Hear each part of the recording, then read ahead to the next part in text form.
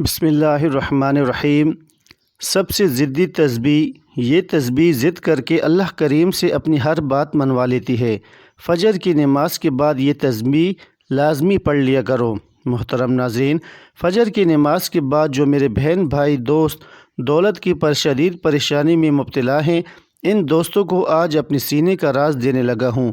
جب بھی آپ فجر کی نماز پڑھیں، اس کے بعد آپ کو جو میں وظیفہ بتا رہا ہوں، اس کو نماز فجر کے بعد فوراً پڑھ لیں۔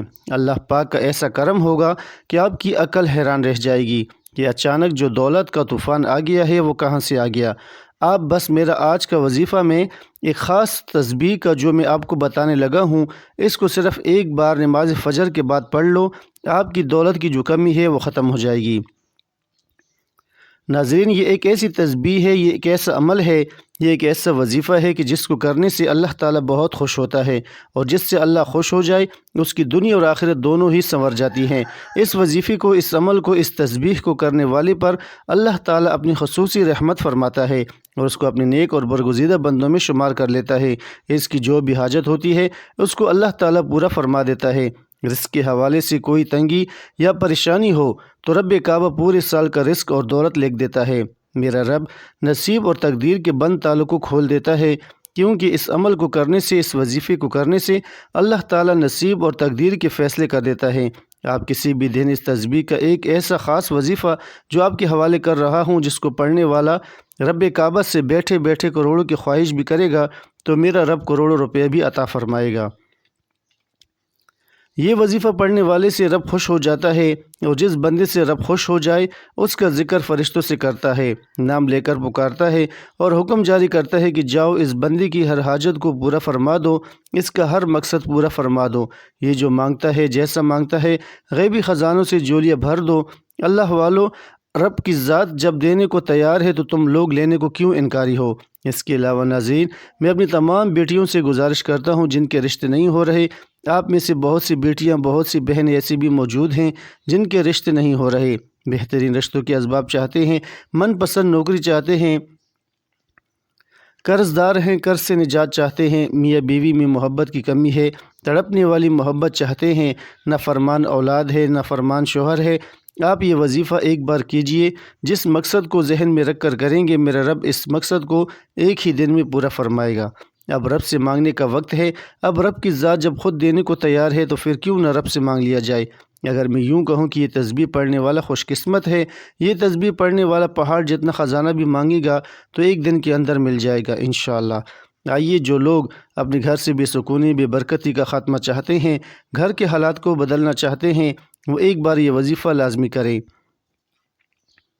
پوری توجہ سے رب سے مانگیے۔ صرف ایک تسبیح پڑھنی ہے اور یہ تسبیح عرش الہی سے ٹکرا جاتی ہے، تقدیر کے بند تالوں کو کھلوا دیتی ہے۔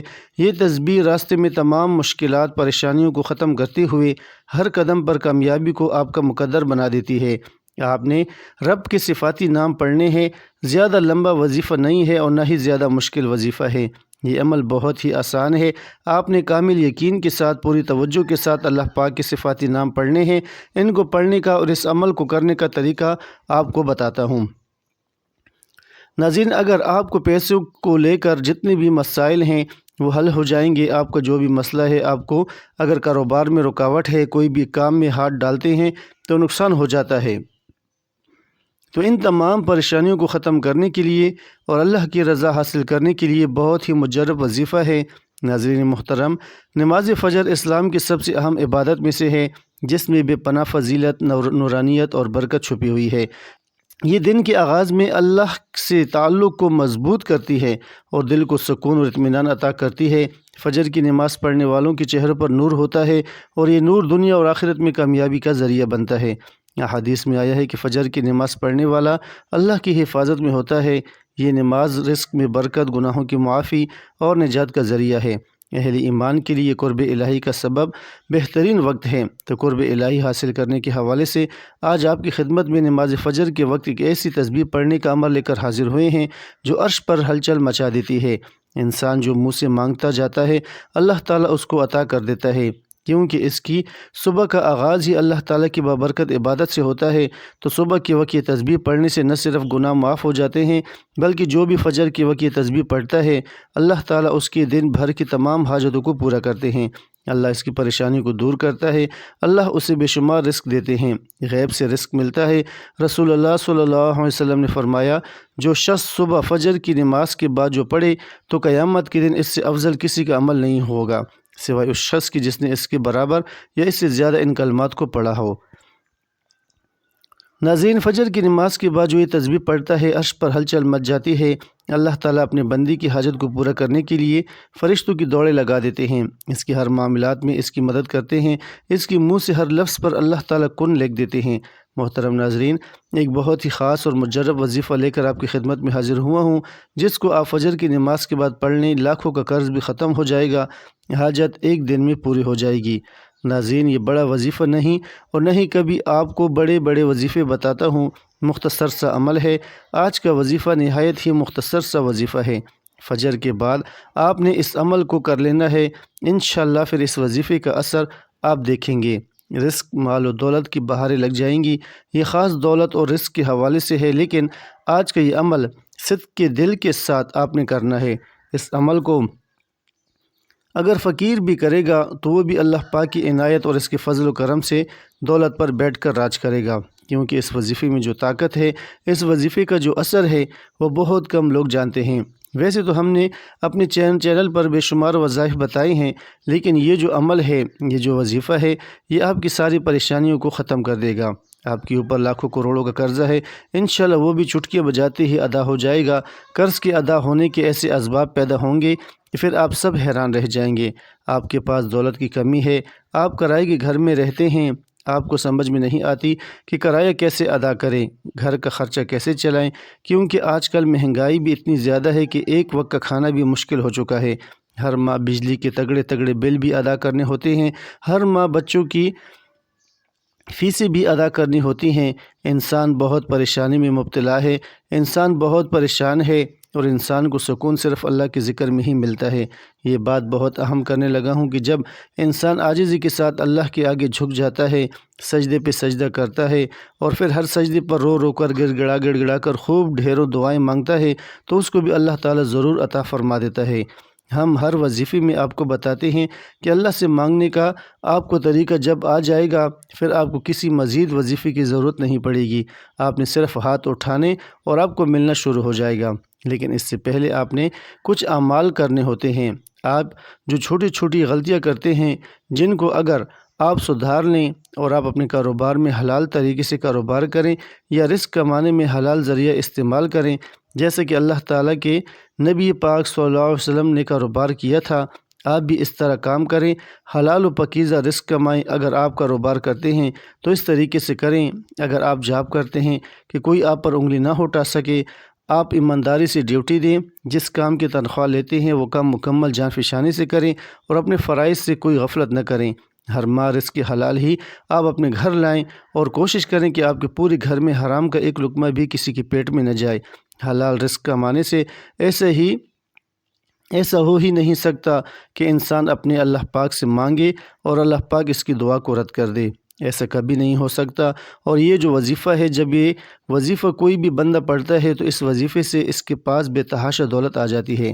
ناظرین، یہ ساری نعمتیں جو ہیں، ساری برکتیں جو ہیں، حلال میں اور اللہ پاک کا شکر ادا کرنے میں ہی پوشیدہ ہیں۔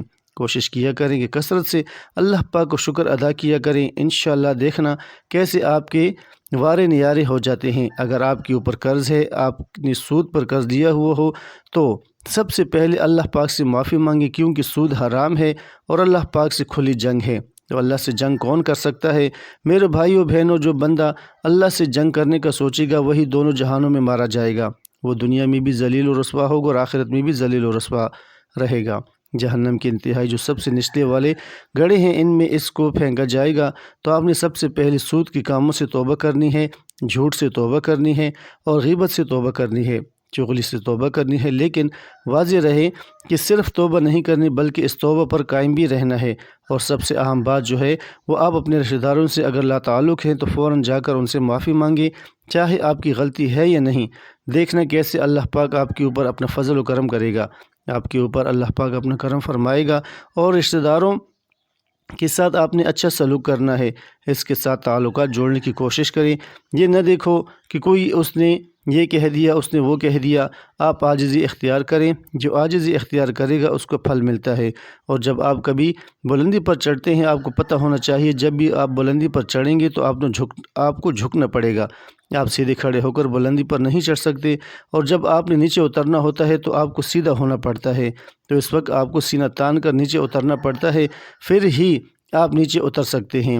ناظرین کرام، آج کا جو وظیفہ ہے اس کی ترتیب آپ اچھے طریقے سے سمجھ لیں، اور میری باتوں پر آپ نے عمل بھی کرنا ہے۔ اس کو آپ نے اپنے دوستوں کے ساتھ، رشتہ داروں کے ساتھ لازمی شیئر بھی کرنا ہے۔ یہ بھی ایک صدقہ جاری ہوگا کہ کسی ایک بندے نے بھی اس پر عمل کر لیا تو اس کا اجر آپ کو بھی ملے گا۔ جب فجر کی نماز ادا کر لیں، آپ نے کوشش کرنی ہے کہ وہیں اسی جگہ پر بیٹھ جائیں۔ مردوں نے کوشش کرنی ہے کہ وہ مسجد میں جا کر باجماعت نماز ادا کریں، عورتوں نے گھر میں نماز ادا کرنی ہے۔ اگر آپ کو ٹائم نہیں ملتا یا آپ نے کہیں جانا ہوتا ہے تو آپ عشاء کی نماز کے بعد سونے سے پہلے بھی اس وظیفے کو کر سکتے ہیں، کوئی ایسی پابندی نہیں، لیکن فجر کی نماز کے بعد کرنا زیادہ بہتر رہے گا۔ محترم ناظرین، اللہ پاک کے آخری نبی صلی اللہ علیہ وسلم نے فرمایا، اللہ پاک ارشاد فرماتا ہے، میں نے تمہاری امت پر دن رات میں 5 نمازیں فرض کی ہیں، اور میں نے یہ عہد کیا ہے کہ جو ان نمازوں کو ان کے اوقات میں پابندی سے ادا کرے گا تو میں اس کو جنت میں داخل کروں گا، اور جو بندہ ادا نہیں کرے گا اس کے لیے میرے پاس کوئی عہد نہیں۔ اللہ پاک قرآن کریم میں ارشاد فرماتا ہے، رب کو سراہتے ہوئے اس کی پاکی بولو، سورج چمکنے سے پہلے اور اس کے ڈوبنے سے پہلے نماز فجر ادا کرو اور نماز عصر ادا کرو۔ حضرت عبداللہ بن عمر رضی اللہ تعالیٰ عنہ سے روایت ہے کہ پیارے آقا صلی اللہ علیہ وسلم نے ارشاد فرمایا، جو صبح کی نماز پڑھتا ہے وہ شام تک اللہ پاک کے ذمے میں ہے، اور جو شام کو عصر کی نماز پڑھتا ہے تو وہ بھی اللہ پاک کے ذمے میں آ جاتا ہے۔ جو اللہ پاک کا ذمہ توڑے گا اللہ پاک اسے اوندا کر کے یعنی الٹا کر کے دوزخ میں ڈالے گا۔ حضرت سلمان فارسی رضی اللہ تعالیٰ عنہ سے روایت ہے کہ اللہ تعالیٰ کے آخری نبی صلی اللہ علیہ وسلم کا فرمان علی شان ہے، جو صبح کی نماز کو گیا ایمان کے جھنڈے کے ساتھ گیا، اور جو صبح بازار کو گیا ابلیس یعنی شیطان کے جھنڈے کے ساتھ گیا۔ رسول اللہ صلی اللہ علیہ وسلم نے فرمایا، جس نے سورج کے طلوع ہونے اور غروب ہونے سے پہلے نماز فجر اور نماز عصر ادا کی وہ ہرگز جہنم میں داخل نہ ہوگا۔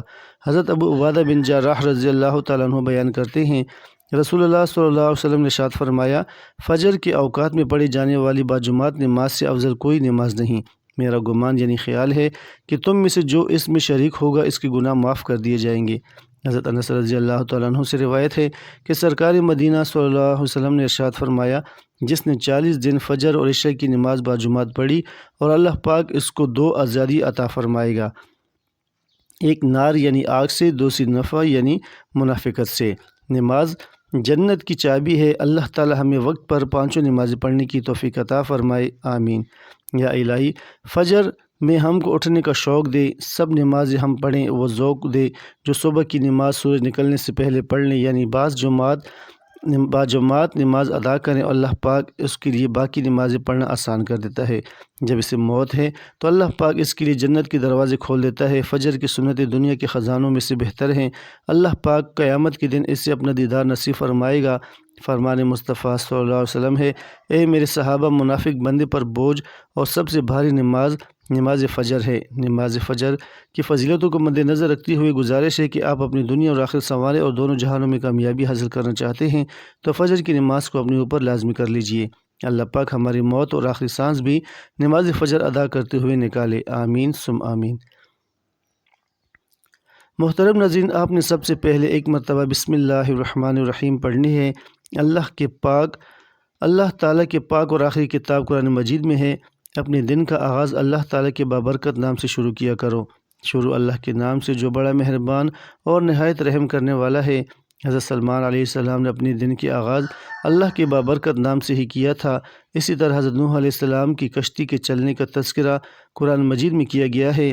اللہ تعالیٰ نے ارشاد فرمایا، ترجمہ، اور کہا اس میں سوار ہو جاؤ، اس کا چلنا اور تیرے اللہ کے نام سے بے شک میرا رب بخشنے والا اور مہربان ہے۔ گویا کسی بھی ایسے کام کا آغاز جو جائز ہو، اللہ تعالیٰ کا نام لینا اور اسے شروع کرنا انبیاء کرام علیہ السلام کی سنت مبارکہ ہے۔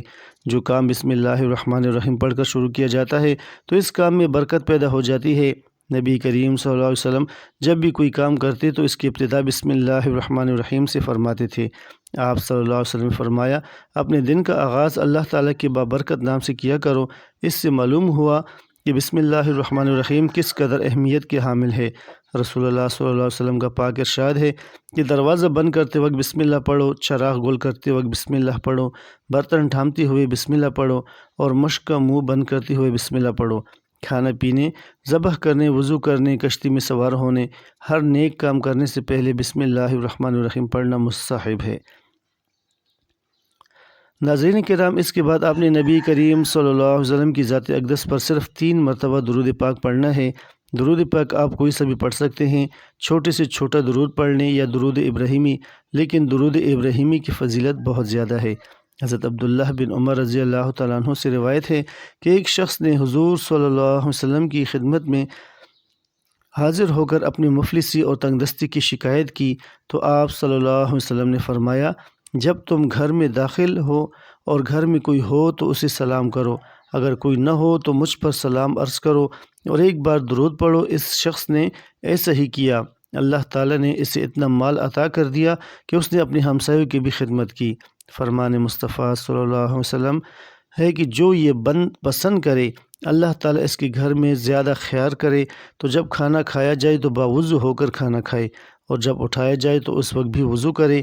کھانے کی وضو سے مراد دونوں ہاتھ گٹھوں تک اور منہ کا اگلا حصہ دھونا اور کلی کرنا فیضان سنت میں مل کر کھانے میں برکت ہے۔ سرکار مدینہ صلی اللہ علیہ وسلم کا فرمان ہے، اکٹھے کھانا کھاؤ، الگ الگ نہ کھاؤ، کہ برکت اکٹھے کھانے میں ہے۔ اس حدیث پاک کے تحت حکیم الامت مفتی احمد یار خان رحمۃ الجنان فرماتے ہیں، ساتھ کھانے میں تھوڑا کھانا بہت کو کافی ہو جاتا ہے، آپس میں محبت بڑھتی ہے۔ سرکار دو عالم صلی اللہ علیہ وسلم کا فرمان علی شان ہے، جو شخص دسترخوان سے کھانے کے گرے ہوئے ٹکڑوں کو اٹھا کر کھائے وہ فراخی کی زندگی گزارتا ہے اور اس کی اولاد عافیت میں رہتی ہے۔ رزق میں برکت کا ایک سبب رشتہ داروں سے حسن سلوک کرنا بھی ہے۔ نبی اکرم صلی اللہ علیہ وسلم نے فرمایا، جس سے عمر میں اضافہ اور رزق میں زیادتی پسند ہو تو اسے چاہیے کہ وہ اللہ تعالیٰ سے ڈرے اور صلہ رحمی کرے، سال بھر رزق ملے گا۔ فرمان مصطفیٰ صلی اللہ علیہ وسلم ہے، جو بھوکا اور حاجت مندوں کو اگر اپنی حاجت لوگوں سے چھپائے رکھے، اللہ تعالیٰ اس کے حلال رزق میں برکت عنایت کرے گا۔ جس نے استغفار کو اپنے اوپر لازم کر لیا، اللہ عز و جل اس کی ہر پریشانی دور فرمائے گا اور ہر تنگی سے اسے راحت عطا فرمائے گا اور اسے ایسی جگہ سے رزق عطا فرمائے گا جہاں سے اسے گمان بھی نہ ہوگا۔ حضور صلی اللہ علیہ وسلم نے فرمایا، کیا میں تمہیں وہ چیز نہ بتاؤں جو تمہیں تمہارے دشمن سے نجات دے اور تمہارا رزق وسیع کر دے؟ دن رات اللہ تعالیٰ سے دعا مانگتے رہو، کیونکہ دعا مومن کا ہتھیار ہے۔ تو محترم ناظرین، تو آج آپ سب سے پہلے نماز فجر ادا کریں۔ بالکل جو طریقہ بتا رہا ہوں اسی طریقے سے آپ کو یہ عمل کر لینا ہے۔ اپنی طرف سے آپ کو کسی قسم کی کوئی کمی بیشی نہیں کرنی، ورنہ آپ کا وظیفہ اثر نہیں کرے گا۔ آپ نماز فجر ادا کر لیں، اس کے بعد آپ وہیں جائے نماز پر بیٹھ جائیں اور سب سے پہلے 3 بار درود پاک پڑھنا ہے۔ ایک بار ثواب کی نیت سے میرے ساتھ بھی درود پاک پڑھیے۔